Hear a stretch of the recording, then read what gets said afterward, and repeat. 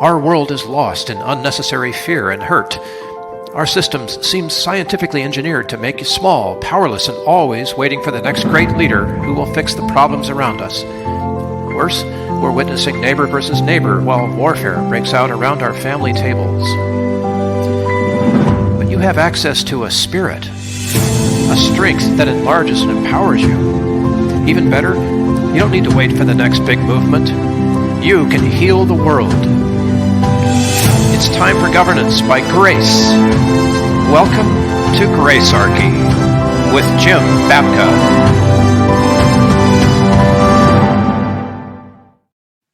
So in this episode, we're going to zoom out a little bit. Instead of just looking at the tentacles of the octopus, we're going to look at the whole octopus from, drone level height and see what we can uncover about this crazy beast that is now starting to strangle the First Amendment. It's hard to say it that way, but I don't think there's a more accurate way of doing it. Jim, you know where we're going with this, right? We want to talk about elections. Everything, right? Everything. Social media, censorship, elections, That's our doorway. So let's go through that door because of all of the stuff that's come down recently. We've all seen the headlines, the Russian meddling from Clinton way back in the day. These manufactured headlines that turned out to be completely false. A government individual was quoted as saying something, and that becomes the banner headline in the New York Times. This is ridiculous. But what we're learning is that, first of all, these headlines have had a source. Often it's been in what we're calling the Clinton playbook. And that same playbook is being used now by the Democrats against the Republicans in the election that's coming up here in our cycle in 2024. I want to go into two parts of this because they'll give us an opportunity and you'll want to say things about this. The first part is we're going to take on the foreign influence notions. And the second part is agent provocateurs, whether they're internal to the United States, whether they're the algorithm, just all of that whole thing. Nikki Haley saying we need internet police. We'll take that on as sort of part two. So how about we start with Russiagate? Because this idea of foreign meddling in American elections is one that goes back a long time. I mean, this goes back, I don't know, in my lifetime, probably before. Oh no, it's the founding. It happens in the early days of the Republic. Right? Yeah. There's accusations of English meddling even after the Constitution has been established. And there are accusations. I mean, have we ever had any proof? Definitely. There's been some cases where there has been some intervention or meddling of kinds. The degree of effectiveness is very much in question. So Russiagate was a hoax. Yeah. Just full stop. If you spend a lot of time reading Mueller reports and everything else, and you got sucked into it, and you feel bad about the fact that you got sucked into it, and you feel like you need to justify the amount of time that you've lost from your life in that soul-sucking enterprise, I'm sorry, but it just was a hoax. And I had a hard time paying any attention to it because I would get asked about it in radio interviews and different stuff, and I just had such a hard time because there was something that didn't smell right about the whole thing the whole time.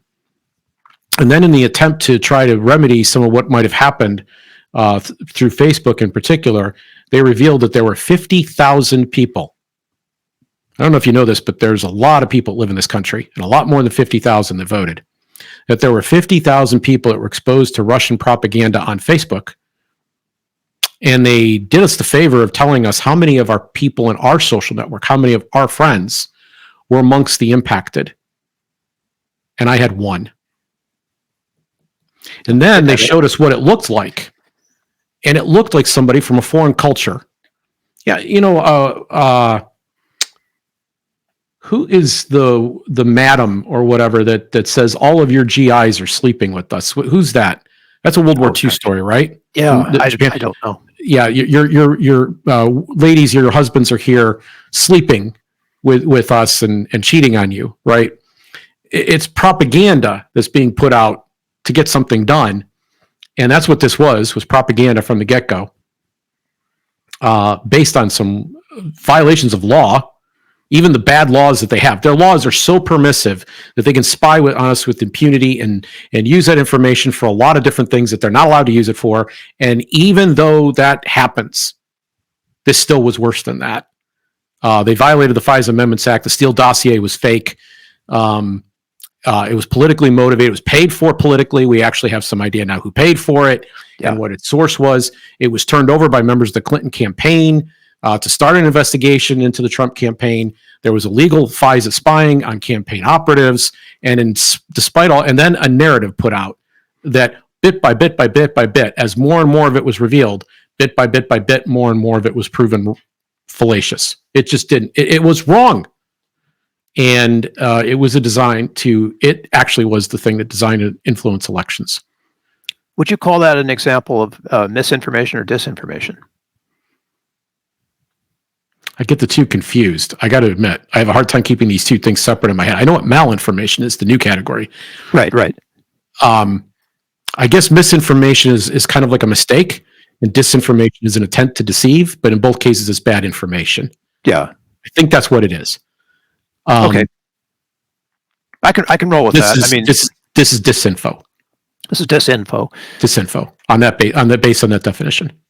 So there's concern, of course, that the method, not the contents, but the method is something that is now repeatable. Like we can put an algorithm behind that and use that same method every time there's a national issue, for example, an election or concern about a war somewhere.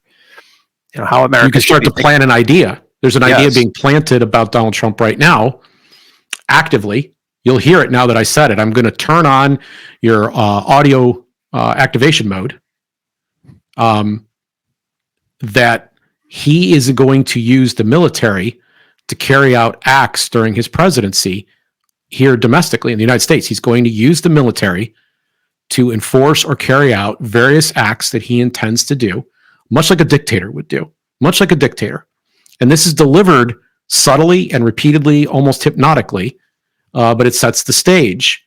And the people who are advocating this are actually running games, simulations, to determine what they would do to combat this and to further make sure that people are evident or can see it while it's happening. And I don't know what he's going to do in his second term because I think he's mad as hell. But in his first term, he didn't do this. He was accused of a whole bunch of things that he was going to do that he didn't do. And listen, I want to be clear. We're not making an episode here to say we're fanboys. I don't. But at the end of the day, if you believe that your system is supposed to be democratic and is supposed to be the will of the people deserve to be accurately informed, not disinformed. And it's fascinating to me that the people who obsess the most over misinformation and disinformation are the ones who have learned best how to propagate it. Right. There's no coincidence here. They are implying or applying that the people who are misinforming and disinforming are someone other than they're telling you the truth while they are misinforming and disinforming. While misinforming. So you're implying here that these tools can be used to suggest foreign influence where there is none? Or how do literally absolutely zero. It could be literally zero. So, there's a concept or a construct called the deep state. And I just researched this past week. If you go look it up on Wikipedia, they'll tell you something about Turkey and then they'll jump to the Trump administration. They will miss the in-between that there actually was a guy named Peter Dale Scott who talked about deep politics. And then later in 2007 or 8 timeframe wrote about the deep state. But he wrote an entire book in the 1990s about deep politics. And it's just kind of like common sense that there are people behind the scenes who want what they want, and they're going to use the levers of power to get it. It'll help you immensely. It really will. I'll give you a shortcut that I use all the time. The state is a giant grift. It's like a mafia gang. And if you can see that, right, and you'll start asking questions like cui bono, who benefits? When you start doing that, you'll get a better picture. You may not get the accurate picture yet, but you'll get a better sense of what's really going on here. If you're walking around believing that what you were taught in civics classes is how the world works here, how these actors behave, what their motives and incentives are like, and then how they actually follow through on those incentive and motives, you're naive. You're naive. You believe in You might as well leave out cookies for the politicians going to come bring the gifts to your house. You're talking about cui bono, which is who benefits. And I like that better than follow the money. Because follow the money will take you to a certain place that's very specific, but who benefits has a broader scale to it. And you begin to see things in ways that are not purely financial and economic. Yeah, and we've talked about that. We did an entire episode about this, but we also begun applying the bootleggers and Baptists methodology. So these insider bootleggers who are manipulating the system need a lot of people who are morally indignant. Could be about something completely different, completely unrelated, but they need that moral indignation to carry out their campaigns. Or if they can't generate it through moral indignation, they'll generate it through fear. But one way or the other, they're going to put out some kind of information that's designed to rile up and motivate these people to side with whatever controls they're going to bring to bear on the system. And where they're going here is that they want to control the outcome, lock, stock, and barrel. They've been on this track, and let me be clear, there's some people who are suggesting that one side is worse than the other. I happen to agree with that, but it's not the case that there's an innocent side here. Right. Nobody's innocent. Nobody's innocent. So go ahead. Can I slice this a little narrower? Sure. Occam's razor here. So the foreign press, at least the foreign press that's sympathetic to the United States. We're not talking about the Chinese foreign press, the Russian foreign press, but say the UK foreign press, European foreign press, runs stories often about their concern for what will happen in a second Trump term. Is that an example of this foreign interference, or is that genuine? And how do you know the difference?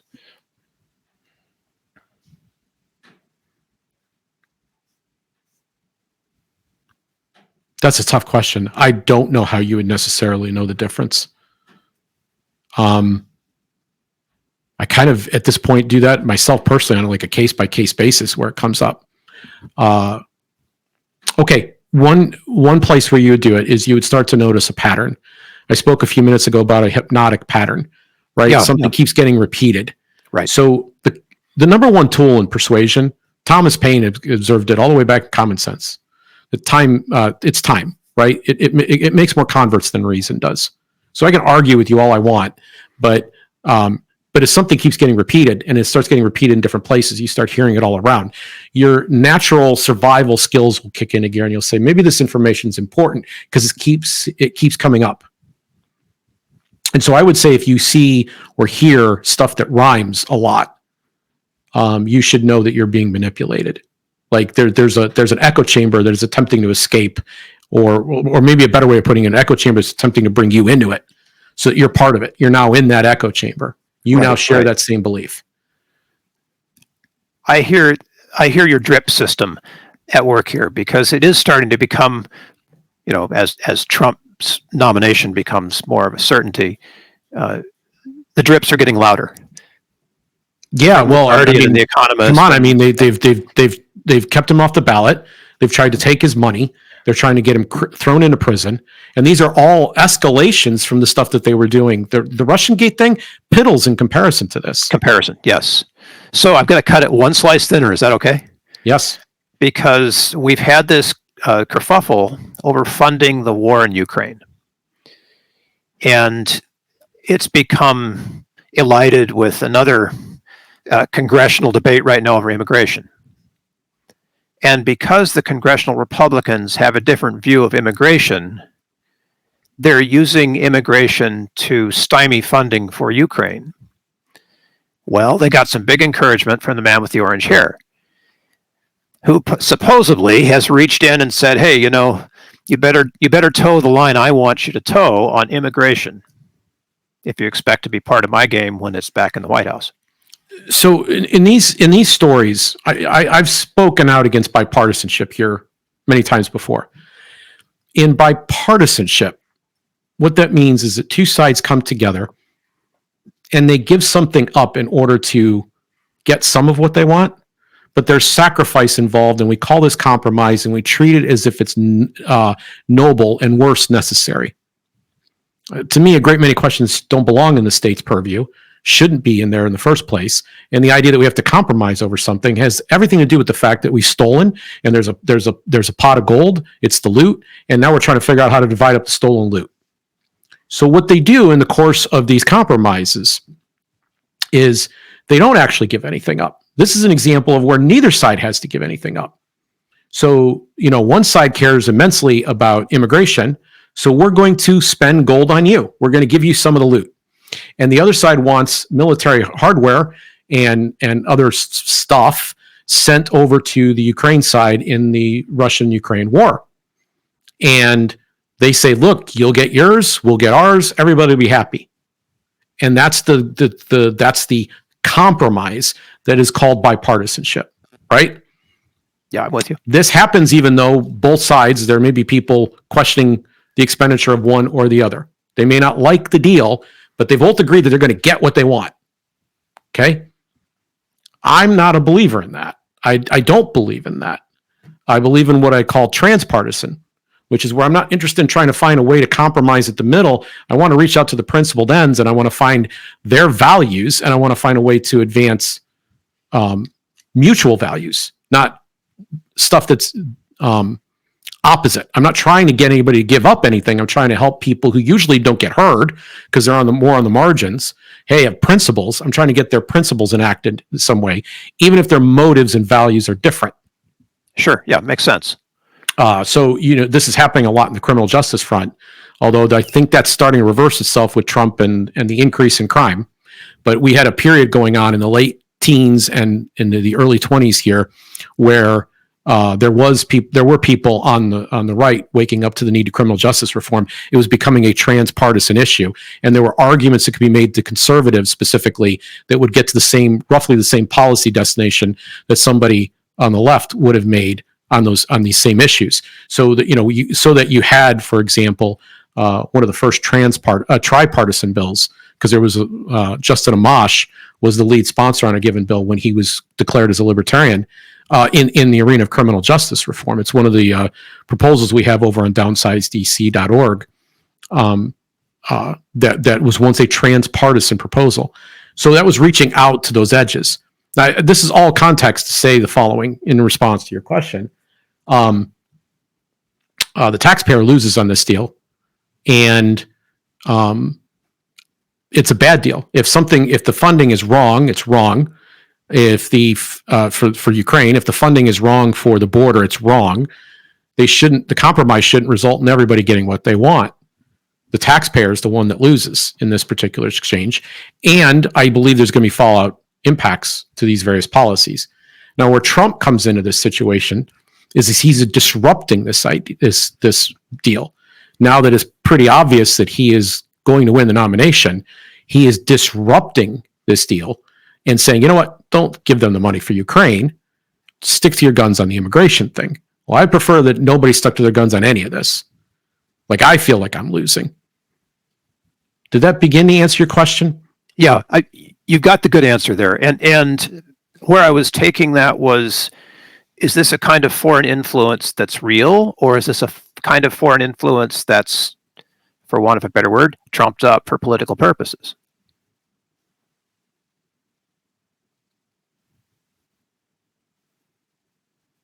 I don't know in the case of Ukraine. I'm very, very suspicious that actually the foreign bad actor in this case is us, our government. That they have been attempting to get this war for a long time. They got the war that they wanted. And like the dog that chased the car, they can't figure out how to win it now. Like they can't, They got the war they wanted and they're now losing it. But on the border, I have believed all along that it's a deception, that the problem is as bad as it is. That is largely propagandized again and again. The worst anecdotes are brought up and the actual risk and numbers are not, and the benefits are lost in the shuffle to achieve a political goal, which is to get various MAGA candidates elected, and that it preys on the worst instincts of the American people. And so, people who are otherwise normally good and decent on this particular subject are not as good and decent. So that gets a nice segue into the domestic side of this. Let me just say one more thing about that. They're susceptible. Go ahead. This instinct that there's a problem and this desire to scapegoat some class of people to find an easy solution makes them susceptible to this propaganda. I'm sorry, your question. No, you're perfect on that, because the susceptibility is where we're going with agent provocateurs. Not French, doing my best. There are so many, just rampant stories running around. Although I think there is some fact behind some of them. Election workers who who are quitting because they don't want to be a part of the mess. They're tired of the threats. Government officials who now need personal protection more than ever before. People who are trying to do a principled job, not being able to, and just leaving because it's too hard, to continue to do that. And there's a burgeoning fear, and it's just a fear, although some of the reports are out there. The fear is ginned up by those who want to see the disruption of elections, who want to believe that they can change the way that democracy works, or who are susceptible to the fear that those things will happen. There's like two different constituencies here who are being run by the same, marionette player. Does that make sense? And this whole thing about, is somebody behind it pulling the strings, and what part does technology play in elevating some information over others, and this whole mess of how do you know what's real, I think, Jim, is what we're getting to here. Okay, so let me, because I need to be an equal opportunity offender, it's just part of my drive. I have to be this way. I have to point out the flaws in both sides. I just want to say up front, we don't have to spend very long on the Donald Trump stuff because it's so thoroughly litigated in the public. So his role in January 6th is questionable at best. I hesitate to call the actions of most of the people that were in the Capitol that day insurrection, but I'm not sure that I hesitate to call his insurrection. I think there was an attempt to overturn the outcome of an election, and I think that that's been on balance a destructive thing. And I also recognize the fact that Republicans have been involved in various plots to keep third-party candidates off the ballot historically. So it's not that this is a new thing. It's easier to do now. Okay. But what the Democrats are doing does not get covered. And it's underneath the surface, and it's dangerous and bad. So before, a lot of people don't know that before Trump ever challenged the results of this election, that John DePodesta, who was Hillary Clinton's campaign manager, participated in a simulation where they went through an exercise where he surprised everybody, and he decided to stage a coup by getting the governors of 2 states in this simulation to send a different delegation than what had been voted upon in their state to the Electoral College, to send a Democrat bloc to the Electoral College. And that he then proceeded to get 3 states to basically secede if they didn't get their way. And this was outright insurrection. That's what this was. It's less questionable than what actually ended up happening historically. But it happened first in a simulation that was done on the Democrat side. So for years, third parties have been experiencing the really unfair ballot access practices. I mentioned these in a instant grace I did about Robert Kennedy. I labeled him as, because we have to have a catchy headline, I said he was dropping out of the race. And what I meant by that was metaphorical. That's within the rules of getting people to listen to a 5-minute show. And in that instant grace, I explained that everybody that goes out and does this third-party run has no idea what they're in for. And it happens every 4 years that there's some famous celebrity or billionaire who says they're going to run for president, who decides that they need to spend more time with their family or whatever it is that they end up saying, because they find out how expensive and burdensome it's going to be to get on the ballot. And in some states where, especially since the 90s, in some states getting on those ballots, you're going to run into a buzzsaw of people who actually control the levers of power, who are going to use the meanest, nastiest, dirtiest, underhanded, ugliest, bald-faced, lying, deceptive techniques to keep you off the ballot, right? Like they might say, well, it looks, the handwriting in the print your name box looks a little too much like cursive, ergo we can't read the name, ergo it's gone. Or the signature isn't clear enough, which, by the way, a lot of people have very unclear signatures. The signature isn't clear enough, even though we can see the name printed below. They're going to start resorting to those techniques. What the Democrats have done in this election, we have pointed out in a previous episode, Donald Trump has not been convicted of an insurrection in a court of law. That hasn't happened. And yet states have used this, Maine and Colorado in particular, to keep him off the ballot in primary campaigns, which, by the way, belong really to the parties, not really to the state. But nevertheless, they've done that, tipping their hand at what they're going to do in the fall. And then they've got these criminal prosecutions, one of which, the one in New York involving the information that was put out where there was a campaign finance violation. We did a whole episode, 2 episodes, in fact, about that. We'll put those down in the show notes. They're using prosecution and trying to punish him in a way that turns him into a criminal. And maybe he is. I'm not disputing whether that's the case or not. Let's go into court and find out. But they're using that. These are political instruments. And it's having a backfire effect because people are becoming more interested in the forbidden fruit that's been put in front of them, even if the fruit isn't that, it's a little bit orange and not tasting so sweet. Yeah. But they're getting caught up in it because they think, well, we were being forbidden to have this, and they only want it more. This is not working. But the number of things that they're willing to do on an underhanded basis keep increasing and ratcheting, and they're using these ballot techniques, and they're intending to use them against third-party candidates. I want to just throw on this on top of it to kind of add some color and context. I got to meet Ralph Nader in person in 2000, and again a little bit longer. Actually, got to talk to him for a few minutes in 2001 at a banquet, and had a nice conversation with him. Ralph Nader is blamed for Al Gore's loss. Now, there were 6, 7, 8 candidates, I don't remember how many, one of them including my boss at the time, Harry Brown, who got more votes in the margin of error. And there were 2 counties that really counted, and it was Harry Brown's vote total in that county that provoked the Republicans to say that there needs to be a recount here.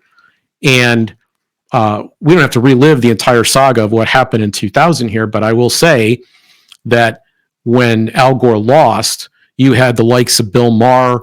I'm thinking of a very famous movie producer and director. Just a variety of people in the Hollywood scene. Sarah Silverman, comedian. A variety of people saying hey, never again. Ralph Nader subtracts from our vote total. So you've got an RFK in this situation right now, who, by the way, does not have enough resources and will not have enough resources to be on all 50 ballots. And I already predicted that he was going to have a hard time getting up to 30. Like it's his range is probably somewhere in the mid-20s. But there's a handful of states where they believe that the election is going to be close.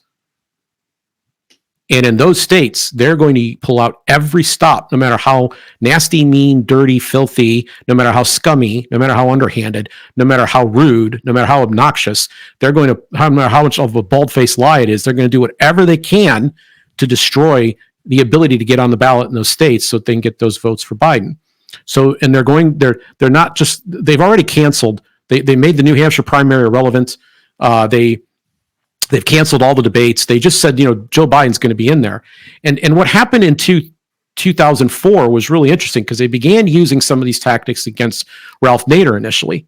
Right. And to try to reduce the number of ballots he was on and the amount of traction he had.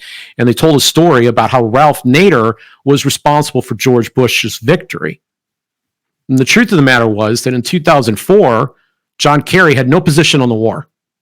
He was for it at first, but then against it later, and then somewhere, who knows. And it was the number one issue that year. And a lot of the public was like, especially on the Democrat side, was opposed to that war now. Like, it was starting to dawn on people that this had been a deception and that it wasn't going the way we had been promised it would go. They were going to greet us as liberators. Right. And so they said, they decided rather than listening to their voters, that they would just proceed ahead and demonize this man and cheat in any way that they could to get the result that they wanted. And with that little taste of blood, these vampires have kept right on running, and they're running right into 24, and they want to expand, not just to do this to their own party, and then not just to do this to RFK and other third-party candidates, but to also try to apply these same ideas to Donald Trump, because it becomes about winning and not about the will of the people. That's right. The direction that this is all headed right now. Yes, that's the scary direction because that's the end of free speech. Well, it's the end of representative government for sure. I think there's two things that are kind of interrelated, and we focused more on one of them today. We're focusing more on the electoral aspect and the ways that propaganda has been used there.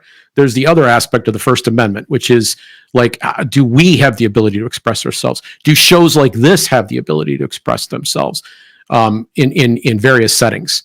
And we've heard those lies before too. It's like, so, when so-and-so is elected, they're going to shut all the conservative media down. Well, and sometimes it's happened, right? I mean, there's the famous story of Lois Lerner. The IRS definitely was targeting political opponents. And they weren't targeting political opponents on the left, right? The current vice president, when she was attorney general, managed to get the power in her state to get what's called Schedule B information off of nonprofit organizations filed with her. This is private information. It has to be filed with the IRS for certain accounting and legal reasons, but it's not. It was always a secret or shielded thing. It was not required that it be disclosed because you don't want to necessarily have your donors subjected to violence and harassment and cancellation and everything else.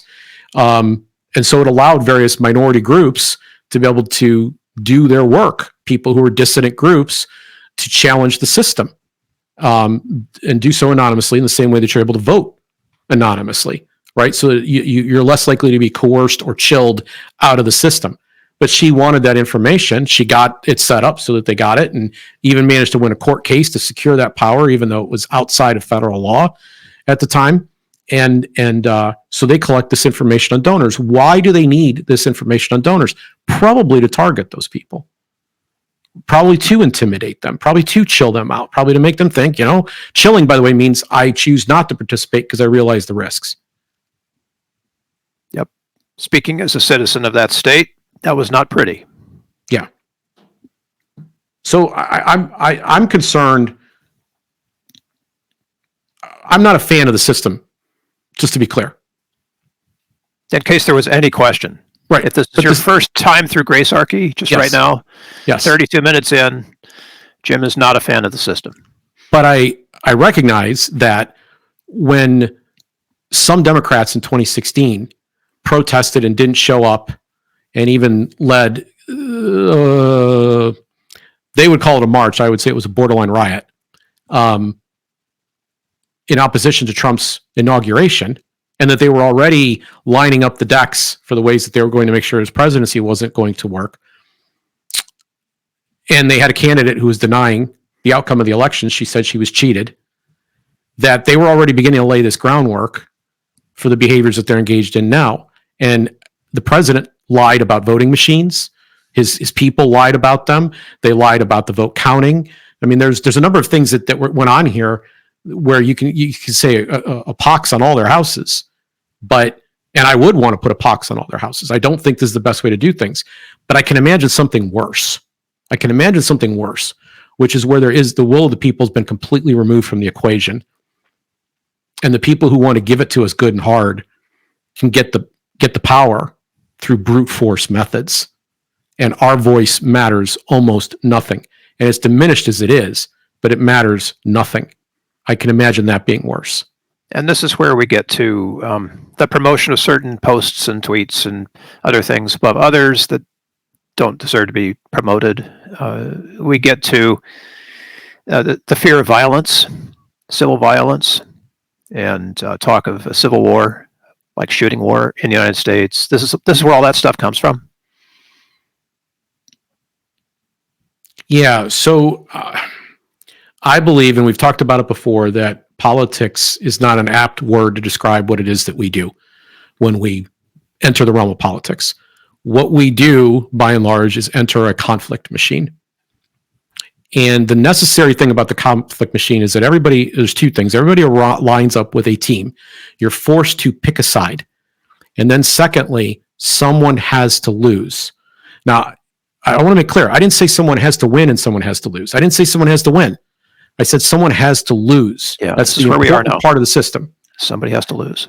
And when we make things about coercion, when we say we're going to use the power to force other people to do our bidding, to do things our way, to live their lives by our values, to give us the money to fund the things that we want, even though they object to those things, morally, values basis, or even just because, they would prefer to be able to buy their children their school clothes as opposed to send that money off to politicians who will do bad things with it, inefficient things with it. When we do that, we diminish the happiness, harmony, and prosperity of people.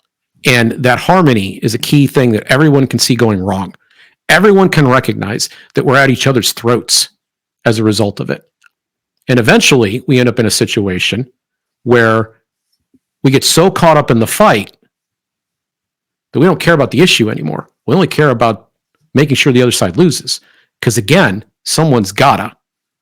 And so we want to make those people in the conflict machine lose. That's where we end up. And all of it stems from the fact that we believe we pretend that we can suspend reality and solve social problems through coercive means. And I just want to say, that's not graceful, and it's not going to get us the happiness, harmony, and prosperity we desire.